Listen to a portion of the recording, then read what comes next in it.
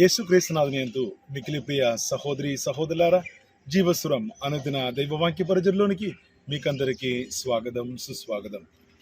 ప్రియమైన సహోదరులారా, మనమందరం ఒక సమాజంలో జీవించినప్పుడు మనం ఎన్నో చట్టములు పాటించి మనం జీవించాలి. దీనికి ఉన్నటువంటి ఏకైక కారణం సమాజం మనల్ని ఒక మంచి బాధ్యత గల ఒక పౌరునిగా తీర్చిదిద్దాలని అనుకుంటుంది. కావున సమాజం యొక్క లేక ప్రభుత్వం యొక్క చట్టములను మనం పాటించి జీవించినప్పుడు మాత్రమే దానికి ఆ యొక్క లక్ష్యంలో మనం చేరుకునేది. కానీ నేటి సమాజంలో కొంతమంది ఈ చట్టములని కామెడీగా మార్చే వాళ్ళు కూడా మనం చూస్తూనే ఉన్నాము. కామెడీగా మార్చడం అంటే వారి యొక్క స్వార్థం కోసం చట్టములని వారికి అనుకూలముగా దానిని వివరించి చెప్తున్నటువంటి ఒక అవస్థలోనికి మనం దిగజారిపోయినాం. ప్రియమైన సహోదరులారా, మత్తయి సువార్త 12వ అధ్యాయంలో కూడా మనం చూసేది ఇదే. యేసు ప్రభువు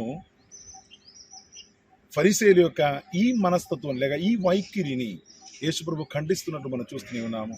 ప్రియమైన సహోదరులారా, ద్వితీయోపదేశ కాండంలో 35వ అధ్యాయంలో మనం చూస్తూనే ఉన్నాము. మీరు మీ యొక్క పొరుగువాని యొక్క పొలం నుంచి వెళ్ళిపోతున్నటువంటి సమయంలో మీ చేతితోని గోధుమ గింజలని ఒలువవచ్చు అని చెప్పేసి ఒక చట్టం వాళ్ళకు ఉన్నది. దానికి అది ఒక తప్పు కాదు అని మోషే ప్రవక్త చెప్పారు. కానీ యేసుప్రభుతో పాటు శిష్యులు ఇలా గోధుమ పొలం నుంచి వెళుతున్నటువంటి సమయంలో శిష్యులు గోధుమ గింజలని లేక గోధుమలని ఉరిచారని చెప్పేసి అది సాబత్తు ఉల్లంఘనమే అని చెప్పేసి ఫరిసేయులు యేసు ప్రభువుని తప్పుపడుతున్నట్టు మనం చూస్తూనే ఉన్నాము. ప్రియమైన సహోదరులారా, బాధ్యత గల ఒక పౌరునిగా మనం జీవించాలండి. మనం ఈ చట్టములను మనం పాటించాలి. కానీ ఈ విధంగా ఫరిసేయులు వారికి అనుకూలముగా చట్టములని వివరించి చెప్పే విధంగా మనము కూడా చట్టానికి వ్యతిరేకంగా లేక మన ఇష్ట ప్రకారం లేక మనకు అనుకూలముగా చట్టాన్ని మనం వివరించినట్లయితే ప్రియమైన సహోదరులారా, మనం కూడా తప్పులో పడిపోతూనే ఉన్నాము. యేసు ప్రభు వారు చేస్తున్నటువంటి తప్పులని వారి యొక్క జీవితం నుంచి లేక వారి యొక్క చరిత్ర నుంచి జరిగినటువంటి 2 అంశాలను తీసుకొని వాళ్ళు చెప్పేది తప్పు అని చెప్తున్నారు.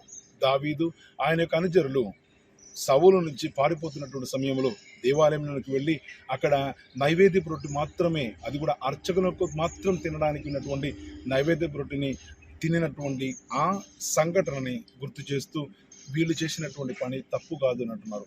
రెండవదిగా సాబత్తు దినంలో కూడా అర్చకులు సాబత్తు ఆచరణ కోసం బలి అర్పణ కోసం అక్కడ బలివేదికని సిద్ధం చేసినప్పుడు అది ఒక పనిగా మారుతుంది. కానీ అది సాబత్తు ఉల్లంఘనం కాదు లేక సాబత్తు విరుద్ధముగా కాదు అని చెప్పేసి వాళ్ళు చెప్తున్నారు.